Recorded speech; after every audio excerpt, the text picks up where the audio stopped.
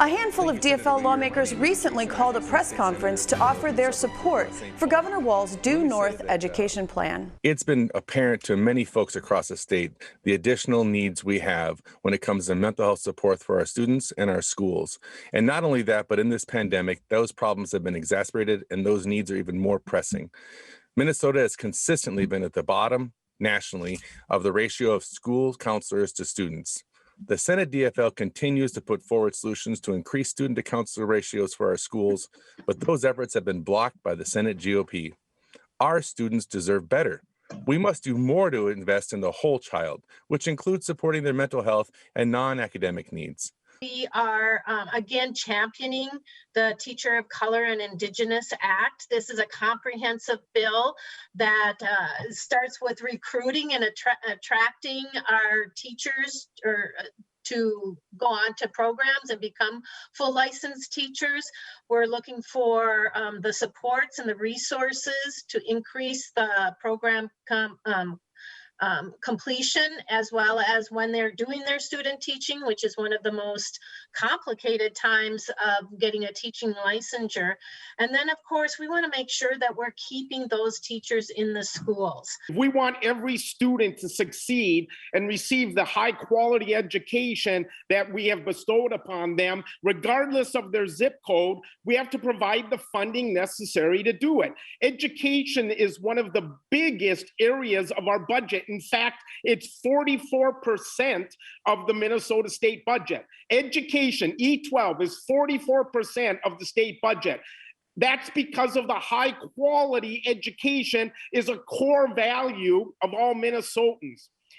The governor's budget proposal also provides expanded emergency assistance for post-secondary students facing temporary financial hardships due to COVID-19, which may threaten a student's ability to stay in school. And this assistance includes funds for food and housing, basic needs that are really important for students to keep on track with their education. Senator Chuck Wiger is the minority lead of the Senate E12 Education Committee. He joined me this week to explain some of the priorities of the governor's educational plan, both for summer learning and for the future.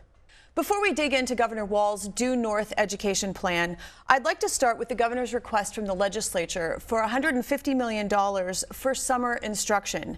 What is being proposed to get kids back on track?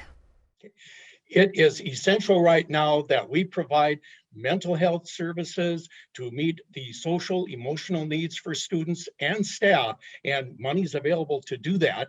Additionally, we need to put together a program which the governor has provided funds, as well as the federal government, for summer school programming. Small class sizes, it would be voluntary, but it would provide enriched opportunities for students to catch up. Also, we could partner with community organizations, with the museums, with libraries, the YMCA. That's a part of what the governor and what the Senate DFL is proposing. Very important as well would be for 4- and 5-year-olds. Nearly 6,000 students eligible for kindergarten last fall did not go. Parents made that choice, looking at their best interest, but there is a need for some additional work for students being ready for K. That is the #1 indicator, readiness for K, for ultimately graduating. And so funds would be made available for scholarships for students to be in high quality programs during the summer. There's money too for recent high school graduates that are going to graduate in May, so they can be ready in post-secondary options, whether it's through a Minnesota college, a vocational school, some funds for courses that they can take during the summer for that. There's also funds for adult basic education, which serves over 60,000 students, adults. And many times these persons are looking to improve on their literacy skills, their math skills, and they may be the parents of students in the system or older siblings. So it's a part of it. And finally, there's funds for school districts that have suffered financially. There's many now that are talking about budget cuts, but because of the enrollment decline, we would provide additional revenue for them. So it's a comprehensive program, $150 million to help students, staff, and parents recover as we get through the pandemic. It's needed. So an infusion to kind of get everybody back on track. In the meantime, there was a recent press conference with you and other DFL lawmakers reiterating your support for Governor Walz's Due North education plan. And at that press conference, you said, it's crucial that we address each student's needs now, especially counseling, coping, and catching up. So I think even in what you said for summer school, that encapsulates some of what you're talking about. But what about the counseling piece? Yes, a lot of students, as well as staff and parents, whose lives have been disruptive, like all of our lives, they are especially feeling the pain during this disruption. And when we talk about addressing their needs and catching up, a key part now is just the social emotional aspects. One of the scourge of racism has also surfaced throughout during the pandemic, and even just recently, where people are still blaming the pandemic on Asians. The scourge of the tragic death of George Floyd, which has happened during the pandemic, and it's still playing out now as we watch a trial unfold. Students, not only of color, but many students are sensing a need for society to address these issues, and it's only exacerbated during the pandemic. And just very fundamentally, we have to remember that there have been students and families that have lacked sufficient food security. They have lost jobs. In some cases, they've lost family members. There are people. There's going to continue to be people whose lives will be lost. We are not through this. So it has taken a significant emotional toll on students, parents, and staff. And yes, they're resilient. We'll get through this, but additional help is needed. And those are parts of the programs that would be addressed in the Due North. And so social emotional needs, though, through counselors, social workers, working with organizations that address these needs. It's a community effort, and it needs to be done. And of course, the academic I mentioned in terms of summer school for catch up. And I mentioned recently too about the importance of the reading core, the math core, providing that assistance. So it's all hands on deck to continue in the effort for recovery, so that hopefully all students are going to be fully ready when we return to school in full-time in the fall for 21-22. Well, and that leads perhaps to my next question, which is about full-service community schools. That was enacted by the legislature in 2015, and Governor Walz would like to see that program expanded. What is it that a full-service community school does well? They improve student outcomes. They close the achievement gap. They close the opportunity gap. It's a win-win situation. I've been proud to be a sponsor of this legislation. I have visited these schools, and I've seen firsthand the results, the inspiration.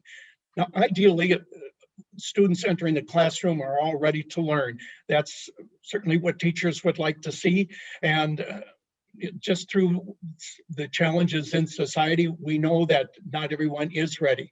It might be food insecurity. It may be a lack of access to healthcare.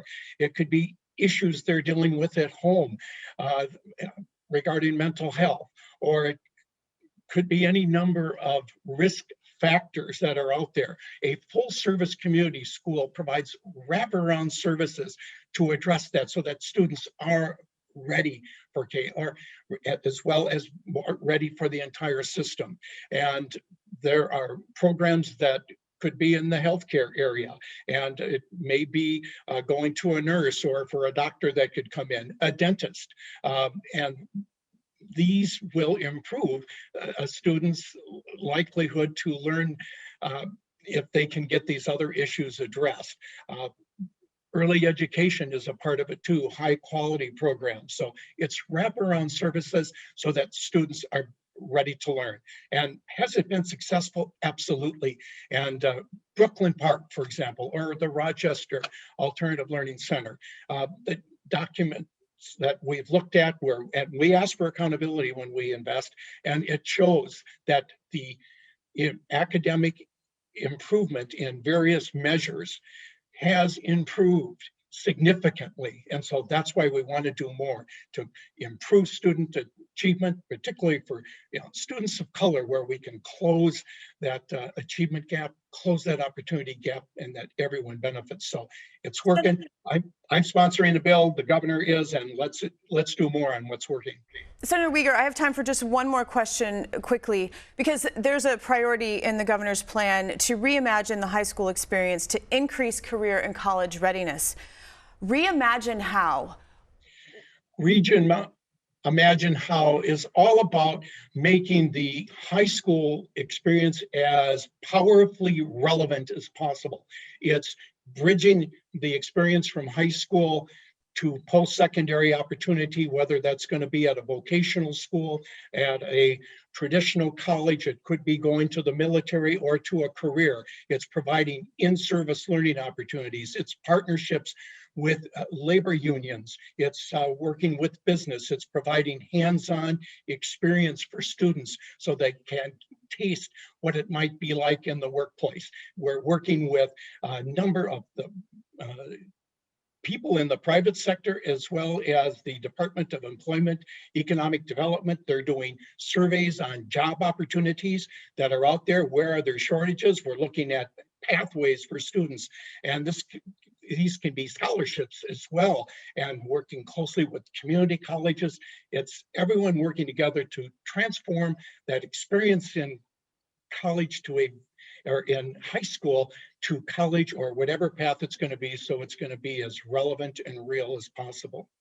Senator Chuck Wiger, thank you so much for your time today. Thank you. Students are our future.